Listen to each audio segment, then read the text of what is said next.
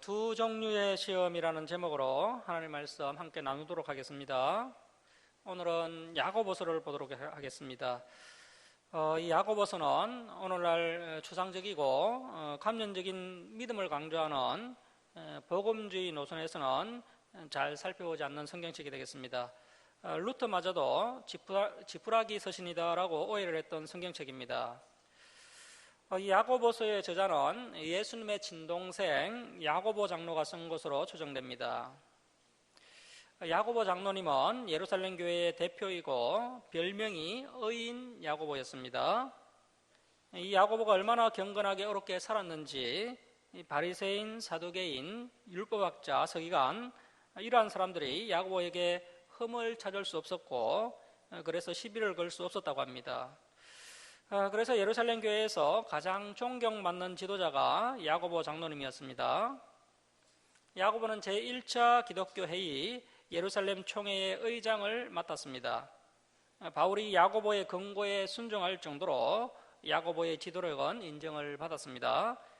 야고보는 유대인 전도에 헌신을 했고 또 바울의 이방인 전도를 승인하였습니다. 그리고 바울이 풍성한 계시를 맺자 아주 기뻐했던 것을 볼 수가 있습니다. 이 야고보 장로님 때문에 수많은 유대인들이 예수님을 믿게 되었다고 합니다. 삶이 어렵고 선했기 때문에 그를 통해서 많은 사람들이 옳은 대로 돌아오게 되었던 것입니다. 추측하기로는 당시 교회들이 바울 서신을 부분적으로 봐서 오해가 생긴 것 같습니다. 오늘날 대다수의 교회들이 바울 서신을 부분적으로 보고 믿음에 대해서 크게 오해하고 있는 것처럼 당시 교회들 역시 바울 서신을 부분적으로 보고 오해해서 문제가 생기게 되었던 것입니다. 바울 서신도 사실 면밀하게 살펴보면 바울이 행함을 강조하고 있고 또 성실하고 진실한 믿음을 강조하고 있는 것을 볼 수 있습니다. 하지만 성경을 부분적으로 보면 오해가 생기게 됩니다. 그래서 당시 교회들이 믿음에 대한 오해가 일어났던 것이고 그로 인해서 초대교회의 믿음의 수준이 낮아지는 현상이 일어났던 것이죠. 이 문제를 해결하기 위해서 펜을 드신 분이 야고보 그리고 또 베드로 또 요한이 되겠습니다. 특히 야고보는 참 믿음에 대해서 우리에게 말씀하고 있습니다. 그래서 이 야고보서의 주제는 참 믿음입니다. 야고보서는 행함을 강조하고 있는 것이 아닙니다. 행함이 있는 참 믿음을 강조하고 있습니다. 그 믿음이 참 믿음이라면 행함이라는 구체적인 열매가 반드시 따라오게 되어 있다는 것입니다. 야고보는 주후 62년경에 복음을 전하다가 사내들인 공회에 체포를 당하게 됩니다. 그리고 사내들인 공회 앞에서 목숨을 걸고 주님은 그리스도시요 살아계신 하나님의 아들이십니다 라고 당당하게 고백을 했다고 합니다. 결국 사형 언도를 받고 돌에 맞아서 순교하시게 됩니다. 그분의 귀한 서신서를 우리가 함께 살펴보도록 하겠습니다. 야고보서는 야고보의 유언과 같은 서신서가 되겠습니다. 1장 1절은 문안 인사가 나옵니다. 자, 1절 말씀 보시겠습니다. 하나님과 주 예수 그리스도의 종 야고보는 흩어져 있는 12지파에게 문안하노라. 야고보는 예수님의 육신의 동생인데 자신이 예수님의 동생이라고 하지 않고 종이라고 고백합니다. 예수 그리스도를 인격적으로 만났고 그분이 어떠한 분이신지를 깨달았기 때문에 예수 그리스도의 종이라고 고백을 하고 있습니다. 그리고 야고보서의 수신자는 흩어져 있는 12지파, 즉 디아스포라 유대인 기독교인들이 야고보서의 수신자가 되겠습니다. 자, 이제 2절부터 12절은 하나님의 시험에 대해서 말씀하고 있습니다. 하나님의 테스트적 시험이 우리에게 있다는 것입니다. 우리 성도들에게는 두 가지 시험이 있는데요. 먼저 하나님의 시험이 있고 두 번째는 사탄의 시험이 있습니다. 어떻게 보면 오늘날 우리가 경험하는 그 여러 가지 시험들은 사탄의 시험일 수가 있습니다. 그런데 우리는 여전히 하나님의 시험인 것처럼 오해하고 있다는 것입니다. 하나님께서 왜 나에게 이러한 시험을 주시나? 왜 하나님께서 나를 이런 낭떠러지로 몰고 가시나? 하면서 충분히 오해할 수가 있습니다. 그래서 우리가 이 말씀을 통해서 두 가지 시험을 잘 분별하고 하나님의 시험은 당하되 사탄이 주는 시험은 당하면 안 되겠습니다. 자, 먼저 2절부터 12절은 하나님의 시험입니다. 하나님의 테스트적 시험. 이 시험은 성도들의 실수와 잘못된 선택, 성도들의 제한은 상관없는 시험입니다. 성도의 연단과 믿음 성장을 위해서 주시는 하나님의 시험이 있다는 것이고, 야고보는 먼저 이 시험을 우리에게 이야기하고 있습니다. 성도의 잘못된 선택과 범죄로 인한 시험을 여기에 적용시키면 안 되겠습니다. 자, 1장 2절 말씀 보십시오. 내 형제들아, 너희가 그 하나님의 여러 가지 시험을 당하거든. 자, 우리에게 여러 가지 하나님의 시험이 있다는 것입니다. 하나님께서 우리의 믿음을 성장시키기 위해서, 또 하나님께서 우리를 연단시키기 위해서 여러 가지 시험을 허락하신다는 것입니다. 자, 그 여러 가지 시험을 당할 때 어떻게 하라는 겁니까? 온전히 기쁘게 여기라. 죄로 인해 당하는 시험은 기쁘게 여기면 안 됩니다. 내가 실수해서 내가 죄를 지어서 당하는 시험은 기뻐하면 안 됩니다. 그런데 하나님께서 우리의 믿음 성장을 위해서 주시는 시험은 우리가 온전히 기뻐해야 한다는 것입니다.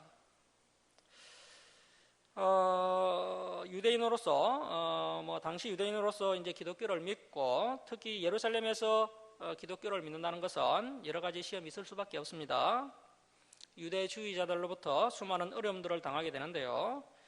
본인의 제한은 상관없는 이러한 시험들은 하나님께서 성도의 믿음 성장을 위해서 주시는 시험이라고 성경은 말씀하고 있습니다. 여러분, 우리에게 시험이 없으면 좋겠는데 반드시 시험이 있습니다. 아브라함도 시험이 있었고 이삭과 야곱과 요셉도 시험을 당했습니다. 모세 같은 신령한 분도 시험이 있었고 다윗과 같은 위대한 왕도 시험이 있었습니다. 심지어 흠이 없으신 예수님도 시험이 있으셨습니다. 그리고 초대교회 성도들도 시험이 있었고 오늘날 우리에게도 여러 가지 시험이 있다는 것입니다. 자, 그래서 야고보가 이야기하는 첫 번째 교훈은 이 시험과 시련을 이기는 믿음이 참 믿음이라는 것입니다. 히브리서에서 말씀드렸던 것처럼 많은 유대인들이 공중심리에 의해서 교회로 몰려들어왔습니다. 그러면서 수많은 유대인들이 예루살렘에서 믿음 생활을 하게 되었습니다. 하지만 머지않아서 유대주의자들의 박해가 시작되고 또 네로 황제의 박해가 시작되자 너무 허무하게 신앙을 포기하고 진리를 포기하고 다시 유대교로 돌아가는 기독교 유대인들이 상당수 있었습니다. 심지어 성경을 가르치는 교사라는 사람들도 상당수 이 시험의 바람 앞에서 너무 쉽게 무너져 버리고 다시 옛날로 돌아가는 사람들이 많았다는 것입니다. 자, 그래서 야고보 장로님이 시험의 바람이 분다고 등을 돌리는 것은 가짜 믿음이다. 그러한 믿음은 참 믿음이 아니다. 참 믿음은 반드시 이러한 하나님의 시험과 시련을 이겨내는 것이다 라고 우리에게 말씀하고 있습니다. 자, 3절 말씀입니다. 이는 너희 믿음의 시련이 인내를 만들어내는 줄 너희가 알미라. 하나님의 여러 가지 시험을 기쁘게 여겨야 하는 이유는 이 시험이 성도들의 인내력을 만들어주기 때문입니다. 자, 4절 말씀 보시면 인내를 온전히 이루라. 이는 너희로 온전하고 구비하여 조금도 부족함이 없게 하려 함이라. 성도에게는 하나님의 시험과 시련이 있다는 것이고 이것이 우리에게 인내력을 키워주고 그 인내력이 결국 우리의 믿음을 온전하게 성장시킨다는 것입니다. 자, 그래서 우리 성도들에게 가장 중요한 것은 인내를 온전히 이루는 것입니다. 다시 말하면 오래 참아야 됩니다. 기다릴 수 있어야 됩니다. 견뎌내야 됩니다. 앞으로 하나님의 뜻이 이루어지려면 많은 시간이 걸릴 수가 있습니다. 많은 과정들이 필요합니다. 그래서 이 하나님의 시험과 시련은 우리의 인내를 이루고 인내가 우리의 믿음을 온전하게 성숙시켜서 온전한 믿음의 사람이 되게 한다는 것입니다. 그러므로 하나님의 여러 가지 시험이 다가오거든 온전히 기쁘게 여겨야 한다는 것입니다. 다시 한번 말씀드리지만 나의 잘못된 선택과 나의 실수와 나의 범죄로 인한 시험이 아니라 하나님의 시험이라면 기뻐해야 합니다. 하지만 나의 잘못된 선택과 나의 죄로 인하여 다가온 시험이라면 깊이 회개하는 시간들이 필요합니다. 자, 5절 말씀 보십시오. 너희 중에 누구든지 이러한 시험을 당할 때 지혜가 부족하거든 모든 사람에게 후히 주시고 꾸짖지 아니하시는 하나님께 지혜를 구하라. 그리하면 주시리라. 자, 이러한 경우에 하나님께 구하면 하나님께서 반드시 지혜를 주십니다. 우리가 진리의 길을 가면서 수많은 여러 가지 하나님의 테스트적 시험을 만나게 되는데요. 그러할 때 우리의 부족함을 발견하게 될 것입니다. 하지만 그때 우리가 하나님께 지혜를 구하면 하나님께서 우리에게 반드시 지혜를 주신다는 것입니다. 자, 6절 말씀 보시면 오직 믿음으로 구하고 조금 더 의심하지 말라. 의심하는 자는 마치 바람에 밀려 요동하는 바다 물결 같으니 이런 사람은 무엇이든지 죽게 얻기를 생각하지 말라. 자, 그래서 시험이 다가왔다고 의심하고 요동하는 믿음이 되면 안 됩니다. 이제 8절에는 의심하고 요동하는 연약한 믿음을 가진 사람들의 특징이 나오는데요. 그들이 두 마음을 품는다는 것입니다. 자, 8절 말씀 보십시오. 두 마음을 품어 모든 일에 정함이 없는 자로다. 자, 모든 일에 정함이 없다라는 것은 모든 행동에 안정이 없다는 것입니다. 그래서 우리의 믿음은 누가 봐도 정말 안정적이다라고 할 수 있어야 됩니다. 견고한 반석 위에서 있는 믿음이 되어야 합니다. 두 마음을 품는 자들은 모든 선택과 행동에 안정이 없습니다. 마음이 늘 왔다 갔다 합니다. 자, 9절 말씀 보시면 나전 형제는 자기의 높음을 자랑하고, 자, 여기서 나전 형제는 물질적으로 가난한 성도들을 말합니다. 가난한 성도들은 자기의 높음을 자랑해라. 이 말씀은 디아스포라 유대인 기독교인들에게 하는 말씀인데요. 기독교 유대인들 중에 예수 그리스도를 선택한 것 때문에 물질적으로 손해를 봐서 가난하게 된 성도들이 있었습니다. 특히 예루살렘에서 이제 신앙생활을 할 때는 더욱 그렇죠. 당시 예루살렘에서 기독교인이 되면 정상적인 경제 활동을 할 수가 없었습니다. 그래서 진리 때문에 가난하게 된 성도들이 있었던 것입니다. 그래서 가난하게 된 성도들은 장차 하나님께서 높여주실 것이기 때문에 오히려 자랑스럽게 생각하면서 그 옳고 선한 길을 묵묵히 달려가라는 것입니다. 자, 10절 말씀입니다. 부한 자는 자기의 낮아짐을 자랑할지니. 부한 자가 진리를 만나면 겸손해집니다. 그래서 진리를 만나서 겸손하게 된 것을 자랑하라는 것입니다. 이는 그가 그 물질적인 부요가 풀의 꽃과 같이 지나감이라. 그래서 현재 부한 자라 할지라도 그 부요가 여간하지 않다는 것입니다. 그래서 부한 자가 진리를 만나면 하나님 앞에서 자신의 제약된 실체를 직시하기 때문에 겸손함을 유지하게 되고, 그래서 가난한 자를 멸시하지 않고 하나님 앞에서 바르게 살아갈 수 있게 되는 것입니다. 자, 11절 말씀 우리 함께 읽겠습니다. 시작. 해가 돋고 뜨거운 바람이 불어 풀을 말리면 꽃이 떨어져 그 모양의 아름다움이 없어지나니 부한 자도 그 행하는 일에 이와 같이 세잔하리라. 자, 뿔의 꽃이 왜 이렇게 빨리 떨어집니까? 해가 돋고 뜨거운 바람이 불어서 풀을 말리기 때문이죠. 우리 인간들은 재물에 대한 집착이 매우 강합니다. 그래서 일평생 물질을 많이 모으기 위해서 수고하고 애를 많이 쓰고 있습니다. 자, 그런데 이러한 부유한 것들이 시간이 지나면 결국 세잔해지고 마른다는 것입니다. 또 아무리 많이 모아 놓았다 한들 결국 죽음 앞에서는 그 물질이 아무런 소용이 없습니다. 그래서 성도들은 세상의 재물에 연연할 것이 아니라 하늘의 보물을 쌓아두어야 합니다. 자, 12절은 이번 단락의 결론입니다. 12절 말씀 줄치고 발표하겠습니다. 하나님의 시험을 참는 자는 복이 있나니 이는 시련을 견뎌낸 자가 주께서 자기를 사랑하는 자들에게 약속하신 생명의 면류관을 얻을 것이기 때문이라. 누구에게 생명의 면류관을 주십니까? 시험을 참는 자, 시련을 견뎌낸 자가 생명의 면류관을 얻게 됩니다. 우리가 진리를 만나고 이 믿음의 길을 가게 되면 시험과 시련이 수도 없이 다가온다는 것을 명심하시고 나의 제한은 상관없는 수많은 시험과 시련을 참고 견뎌내는 믿음이야말로 참 믿음이라는 것입니다. 이러한 시험과 시련을 참고 견디는 자에게 큰 상급, 큰 복을 하나님께서 주신다라고 약속하고 계십니다. 자, 이제 13절부터 18절은 사탄의 시험입니다. 사탄의 시험. 이 사탄의 시험을 유혹이라고 볼 수가 있는데요. 성도가 잘못된 선택을 하고 범죄하면 사탄이 유혹을 하게 됩니다. 성도가 잘못된 선택을 하고 죄를 지으면 하나님의 입장이 곤란해지십니다. 그래서 사탄이 개입할 수 있는 여지를 제공하게 됩니다. 그래서 우리가 잘못된 선택을 하거나 죄를 지어서는 안 됩니다. 우리가 잘못된 선택을 하고 죄를 지으면 그 틈을 노리고 사탄이 우리에게 역사를 한다는 것입니다. 자, 우리 사무엘하서 12장 14절 말씀 한번 찾아보겠습니다. 사무엘하서 12장 14절입니다.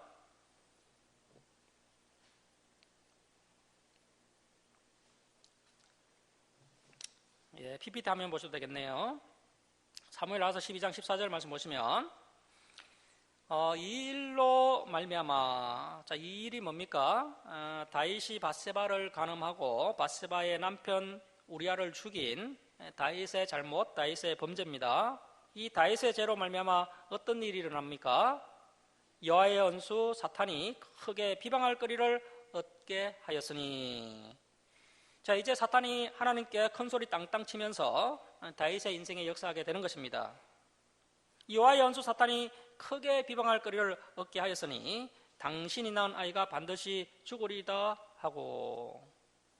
자, 이럴 때는 자신이 시험당하는 것을 기뻐하면 안 되고 자신이 지은 죄를 침상을 적시면서 회개해야 됩니다. 당시 초대 교회에는 자신이 잘못된 선택을 해서 빠지게 된 이 사탄의 시험을 하나님의 시험으로 오해하는 성도들이 많이 있었던 것입니다.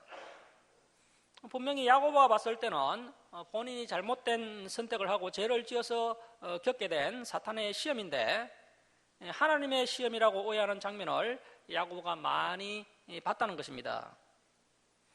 자, 그래서 본문을 통해서 야고보가 그것은 하나님의 시험이 아니다. 네가 잘못해서 네가 스스로 그 구렁텅이에 들어간 것이다 라고 이들에게 교훈하고 있는 것입니다. 자, 이제 13절부터는 사탄의 시험입니다. 자, 14절 말씀 보십시오. 사람이 사탄의 시험을 받을 때 내가 하나님께 시험을 받는다 하지 말지니. 욕심 때문에 잘못된 선택을 함으로 말미암아 그러한 시험을 당하고 있는데도 이것은 하나님의 시험이다라고 이야기하지 말라는 것입니다. 하나님께 책임을 전가시키지 말라는 것입니다. 사람이 시험을 받을 때 내가 하나님께 시험을 받는다 하지 말지니 하나님은 악에게 시험을 받지도 아니하시고 친히 아무도 시험하지 아니하시느니라. 자, 이 시험은 유혹이라고 보면 원만하게 이해할 수가 있습니다. 이 시험이라는 헬라어가 베이라스모스라는 헬라어를 쓰는데요. 이 베이라스모스는 시험, 시련, 유혹이라는 뜻이 있습니다. 자, 그래서 하나님의 시험은 시험으로, 사탄의 시험은 유혹으로 보면 본문을 원만하게 이해할 수가 있습니다. 현재 이 사탄의 시험은 유혹입니다. 유혹. 자, 14절 말씀 발표하십시오. 오직 각 사람이 사탄의 유혹을 받는 것은 왜 유혹을 받습니까? 자기 욕심에 끌려 미혹됨이니. 자기 욕심에 끌려 미혹된 것입니다. 다윗이 육체적 욕심에 끌려서 밧세바를 간음하고 우리아를 죽였지 않습니까? 결국 사람이 사탄의 시험을 받는 이유가 뭡니까? 욕심에 끌려 미혹되었기 때문입니다. 자, 그래서 이번 단락의 시험은 하나님께서 우리의 믿음 성장을 위해서 주시는 시험이 아니고 성도가 욕심에 끌려 미혹되어서 사탄이 역사하게 된 시험입니다. 이 시험을 당했을 때는 우리가 무릎을 꿇고 회개해야 됩니다. 다행히 회개하면 다윗처럼 구원은 받겠지만 앞에 나왔던 그 생명의 면류관, 큰 상급은 전혀 기대할 수가 없습니다. 그래서 나에게 무엇을 가지겠다, 무엇을 하겠다, 무엇이 되겠다 이러한 욕심이 있지는 않은지 우리가 이 시간 한번 돌아봐야 됩니다. 그 욕심 때문에 시간의 우선순위, 물질의 우선순위, 공간의 우선순위가 뒤바뀌지는 않았는지 다시 한번 정직하게 우리의 삶을 돌아봐야 됩니다. 자, 15절 말씀 보십시오. 욕심이 잉태한 적 죄를 낳고 죄가 장성한 적 사망을 낳느니라.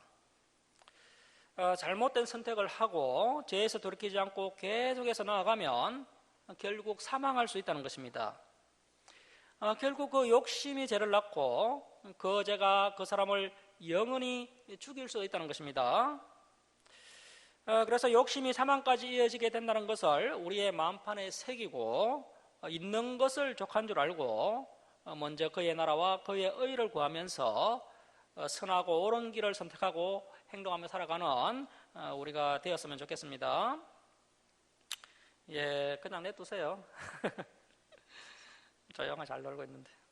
자, 16절 말씀 보십시오. 별표하겠습니다. 내 사랑하는 형제들아, 속지 말라. 자, 수많은 사람들이 지금 속고 있습니다. 자신이 속고 있는지조차도 모르는 사람들이 많습니다. 이 속지 말라는 헬라어가 메플라 나서데라는 헬라어를 쓰는데요. 이 메플라 나서데는 속지 말라는 뜻도 있지만 방황하다라는 뜻도 있습니다. 자, 수많은 성도들이 지금 속아 넘어가서 방황을 하고 있습니다. 그러한 상황 가운데 야고보 장로가 그들을 정죄하기보다는 내 사랑하는 형제들아 제발 속지 말라라고 안타까워하면서 그들에게 바른 교훈을 제시하는 애절한 야고보 장로님의 모습을 볼 수가 있습니다. 수많은 성도들이 지금 속아서 방황하고 있습니다. 수많은 성도들이 하나님의 시험이다라고 자기 합리화를 하면서 허송세월을 보내고 있다는 것입니다. 부끄러운 구원은 받을 수 있을지언정 저 하늘나라에서 받을 상급은 하나도 없는 부끄러운 세월을 보내고 있는 것입니다. 그래서 디아스포라 기독교 유대인들에게 속지 말라, 방황하지 말라, 허송세월을 보내지 말라라고 선포하고 있는 것입니다. 자, 먼저 여기서 이야기하는 속지 말라는 첫 번째, 사탄의 시험을 하나님의 시험으로 속지 말라는 것입니다. 사탄의 시험을 하나님의 시험으로 스스로 속여서 합리화시키지 말라는 것입니다. 자, 그리고 두 번째, 자기 욕심을 따르는 선택이 가져다 주는 그 욕심을 자기 선택이 가져다 주는 것이 그 일시적인 기쁨이나 만족에 속아 넘어가지 말라는 것입니다. 여러분, 우리가 욕심을 따라 살면은 기쁨이 있습니다. 만족이 있습니다. 그런데 일시적입니다. 그러한 일시적인 기쁨이나 만족을 가져다 주는 그런 자기 욕심을 따르는 선택에 스스로 제발 속아 넘어가지 말라는 것입니다. 자, 그러면서 나오는 이야기가 뭡니까? 자, 17절 말씀 보십시오. 온갖 좋은 은사와 온전한 선물이 다 이로부터 빛들의 아버지께로부터 내려오나니. 자, 진짜 좋은 것은 다 어디에 있다는 것입니까? 하늘에 있다는 것입니다. 진짜 의미 있고 가치 있고 우리에게 만족감을 주고 우리에게 행복을 가져다 주는 것은 다 저 이로부터 내려온다는 것입니다. 아버지께로부터 내려오는 것이기 때문에 절대 이 땅의 것을 가지고 욕심을 부려서 합리화시키고 허송세월 보내고 미혹되지 말라는 것입니다.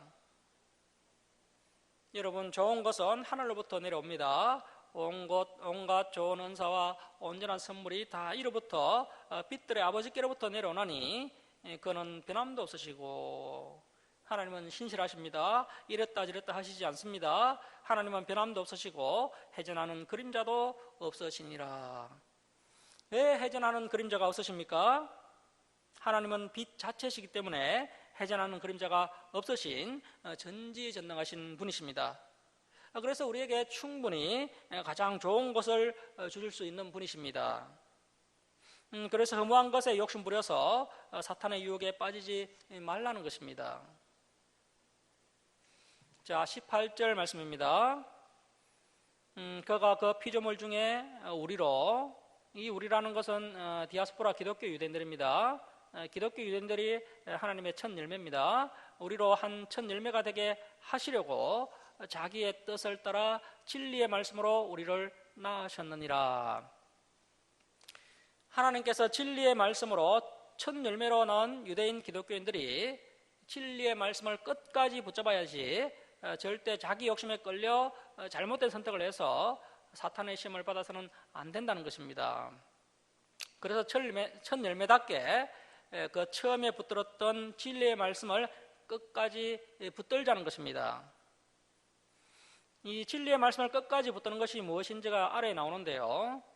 진리의 말씀을 실천하는 것이 진리를 붙드는 것입니다. 자, 이제 19절부터 27절은 진리의 말씀을 실천하자라고 권면하고 있습니다. 우리가 물론 진리를 듣는 것도 중요합니다. 그리고 끊임없이 배우는 것도 중요합니다. 그런데 반드시 이 진리의 말씀을 실천해야 한다는 것입니다. 자, 19절 말씀 우리 함께 읽겠습니다. 시작. 내 사랑하는 형제들아, 너희가 알지니 사람마다 듣기는 속히 하고 말하기는 더디하며 성내기도 더디하라. 그냥 어떻게 보면 이 말씀이 잘 해석되지 않는데요. 듣기는 속히 하고 말하기는 더디하고 성내기는 더디하라. 이 세 가지가 무슨 상관이 있는지 이해하기가 어렵습니다.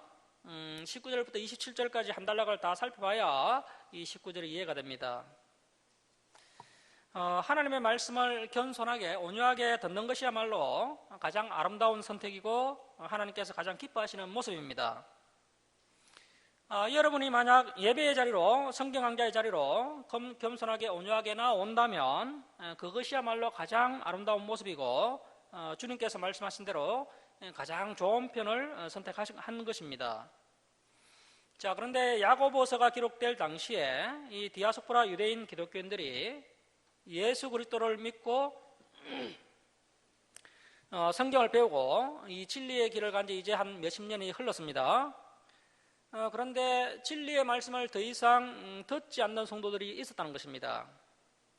혀의 재갈을 물리지 않고 말하기에 바쁘고 자기 주장하기에 바쁘지만 더 이상 가르침을 받으려고 하지 않고 더 이상 들으려고 하지 않는 성도들이 있었습니다. 그들이 교회 내에서 이런저런 말을 하고 주장을 했는데 그 말이 수용이 되지 않는 겁니다. 자기 말이 관철되지 않으면 그것만큼 기분 나쁜 것이 없죠. 그래서 자기의 말이 수용되지 않자 교회에서 성을 내는 성도들이 있었던 것입니다. 자, 20절 말씀입니다. 사람이 성내는 것이 하나님의 의를 이루지 못함이라. 교회에서 성내는 것은 하나님의 의를 이루지 못합니다. 21절. 그러므로 모든 더러운 것과 넘치는 악을 내어버리고 너희 영혼을 능히 구원할 바 마음에 심어진 말씀을 온유함으로 받으라. 자, 그동안 배워서 마음에 심어진 그 진리의 말씀 가운데로 온유함으로 겸손함으로 다시 나아가라는 것입니다. 이 온유함으로라는 헬라어가요, 엠프라우테디인데요. 엠프라우테디는 겸손하고 복종하는 마음으로라는 뜻입니다. 그래서 겸손하고 복종하는 마음으로 다시 그 말씀 가운데로 나아가라는 것입니다. 이런저런 말을 하는 입에 재갈을 물리고 다시 겸손하게 복종하는 마음으로 너희 마음에 심겨진 말씀으로 다시 나아가라는 것입니다. 그 말씀을 다시 들으라는 것입니다. 자, 22절 말씀입니다. 너희는 말씀을 행하는 자가 되고, 자, 줄을 칩니다. 듣기만 하여 자신을 속이는 자가 되지 말라. 자, 당시에 말씀을 행하지 않고 듣기만 하는 자들이 있었다는 것입니다. 그러면서 이제 말씀을 다 배웠다고 생각하고는 더 이상 듣지도 않는다는 것입니다. 그리고 혀에 재갈을 물리지 않고 이런저런 말을 하고 다니는 것입니다. 그런데 그 말이 또 수용이 되지 않는 겁니다. 그래서 교회 안에서 성을 내는 성도들이 있었던 것입니다. 이러한 자들이 자신을 속이는 자들이라는 겁니다. 자신이 속고 있다는 것을 알면 얼마나 좋겠습니까? 그런데 안타깝게도 모른다는 겁니다. 안다면 야고보 장로가 이 편지를 쓰지도 않았을 것입니다. 자, 그래서 많이 들은 것으로는 안 됩니다. 겸손하게 복종하는 마음으로 일평생 끊임없이 이 말씀을 듣는 것은 기본입니다. 더 이상 듣는 것이 실족난다면 위험한 것입니다. 겸손하게 복종하는 마음으로 듣는 것이 기본 중의 기본이고 일평생 주야로 우리가 행해야 할 일입니다. 그것이 복된 사람입니다. 사실 참 믿음의 성도들은 하나님의 말씀이 실증나지 않습니다. 참된 믿음의 성도들에게는 언제나 하나님의 말씀은 송이꿀처럼 달게 느껴진다는 것입니다. 자, 그래서 이 말씀대로 행하고 있는지 또 선택하고 있는지 삶 가운데 말씀대로 살아가고 있는지가 중요합니다. 자, 우리 성도님들 여러분 그 삶 가운데 이 말씀대로 살아가고 있습니까? 교회 생활 말고 우리의 일상적인 삶 가운데 이 말씀대로 우리가 몸부림치고 살아가는 구체적인 열매가 있습니까? 삶 가운데 말씀대로 살아가고 있는 것이 중요하다는 것입니다. 많이 듣는 것으로는 안 됩니다. 우리의 삶 가운데 말씀대로 살아가는 구체적인 열매를 맺는 것이 중요합니다. 자, 23절 말씀 보십시오. 누구든지 말씀을 듣고 행하지 않으면 그는 거울로 자기의 생긴 얼굴을 보는 사람과 같아서 제 자신을 보고 가서 그 모습이 어땠는지를 곧 잊어버리거니와. 야고보 장로는 듣기만 하고 실천하지 않는 자는 거울로 자신의 얼굴을 보지만 곧 잊어버리는 사람과 같다라고 이야기합니다. 당시의 거울은 오늘날처럼 유리거울이 아니라 동으로 만들어진 거울입니다. 동으로 만든 거울은 오늘날 유리거울처럼 선명하게 볼 수가 없고 희미하게 자신을 볼 수가 있습니다. 자신의 희미한 모습을 보았지만 돌아서면 그마저도 잊어버린다는 것입니다. 야고보가 이 비유를 쓴 이유는 당시 성도들이 말씀을 들을 때는 말씀대로 살지 않는 자신의 실체를 직시하지만 돌아서면 자신의 모습을 곧 잊어버리고 여전히 말씀을 따라 살지 않는다는 것입니다. 이러한 모습이 마치 동거울로 자신을 보는 자들의 모습과 같다는 겁니다. 오늘날 저와 여러분의 모습과 비슷한 것 같습니다.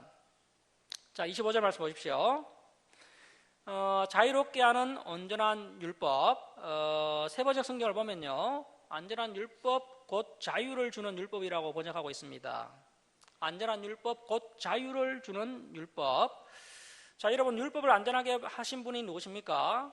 예수님께서 율법을 안전하게 하셨죠. 그래서 이제 예수님께서 오신 이후에는 이 율법이 안전한 율법이 되었습니다.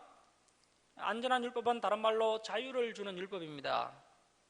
율법이 안전하게 보완이 되었고 이 율법이 우리를 구속하고 속박하는 것이 아니라 이제 자유를 준다는 것입니다. 자, 자유롭게 하는 이 온전한 율법은 그 18절에 나오는 진리의 말씀으로 볼 수가 있습니다. 자, 하나님의 진리의 말씀을 들여다보고 있는 자는 듣고 잊어버리는 자가 아니요. 자, 잊어버리지 않는 자는 그 말씀을 기억하고 어떻게 합니까? 실천하는 자니 이 사람은 그 행하는 일에 복을 받으리라. 자, 여러분, 우리가 왜 복을 받지 못할까요? 왜 우리가 하나님의 신령한 복을 받아 누리지 못합니까? 왜 우리는 늘 갈급할까요? 왜 흔들리지 않는 초월적인 평안이 우리에게 다가오지 않는 것입니까? 우리가 행하지 않기 때문입니다.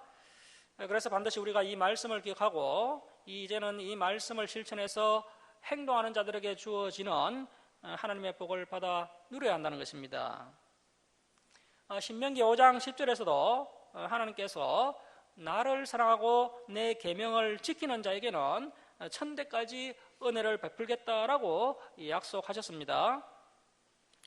자, 26절 말씀 보십시오. 누구든지 스스로 경건하다 생각하며 스스로 경건하다고 생각하는 자들이 많았다는 것입니다. 특히 성경교사들 중에 그런 사람이 많았습니다.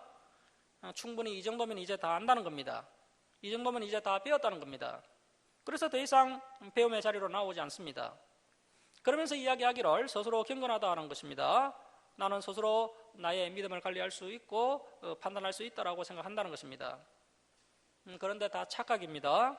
자기 자신을 속이고 있는 것입니다. 스스로 경건하다 생각하며 자기 열을 제갈 물리지 아니하고 자신을 주장하는 순간부터 그 경건이 헛것이라는 것이 증명이 되는 겁니다. 자기 애를 제갈 물리지 아니하고 자기 마음을 속이면 이 사람의 경건은 헛것이라. 그것은 아무것도 아니라는 것입니다. 자, 27절 말씀 줄치고 발표합니다. 아주 중요한 말씀입니다. 우리 27절 말씀 함께 읽겠습니다. 시작. 하나님 아버지 앞에서 정결하고 더러움이 없는 경건은 곧 과 가부를 그 환난 중에 돌보고 또 자기를 지켜 세속에 물들지 아니하는 그것이니라. 아멘. 자, 하나님 아버지 앞에서 정결하고 더러움이 없는 경건이 참 경건입니다. 참 경건이 바로 참 믿음이고 참 신앙입니다. 그러면 참 믿음이 무엇입니까? 환난 중에 있는 고아 가부를 돌봐주는 것이 참 믿음입니다. 고아 가부뿐만 아니라 어려움에 당한 사람들을 만나면 돌봐주는 것이 참 믿음이라는 것입니다. 이 돌본다는 이 언어를 보면요, 위로하고 필요를 채워준다라는 뜻입니다. 말만 하는 것은요, 죄 짓는 것일 수가 있습니다. 말만 하면, 잘못하면 그 사람을 모욕하는 것이 될 수가 있습니다. 반드시 지갑을 열어서 도와주어야 합니다. 그리고 참 경건은 자기를 지켜 세속에 물들지 않는 것입니다. 성도는 절대 시대 정신을 따라가면 안 됩니다. 하지만 오늘날 기독교인들이 직업을 선택할 때 월급을 보고 선택합니다. 하나님의 뜻은 생각하지 않습니다. 이것은 이미 세속에 물들어 있는 것입니다. 말씀을 마치도록 하겠습니다. 사랑하는 성도 여러분, 우리에게는 두 가지 시험이 있습니다. 자기 욕심에 끌려 사탄의 시험을 받는 어리석은 자가 되지 마시고 하나님께서 허락하신 시험과 시련을 인내로 이겨내심으로 참 믿음의 성도님들이 되시기 바랍니다. 참 믿음은 세속에 물들지 않는 것입니다. 범사의 세상과 좋은 쪽으로 다르게 사는 것입니다. 참 믿음은 구제하는 것이고 행동하는 것이고 선택하는 것이고 참고 인내하는 것입니다. 진리를 정직하게 실천함으로 하나님의 복을 풍성하게 받아 누리는 저와 여러분 될 수 있기를 주님의 이름으로 축원합니다.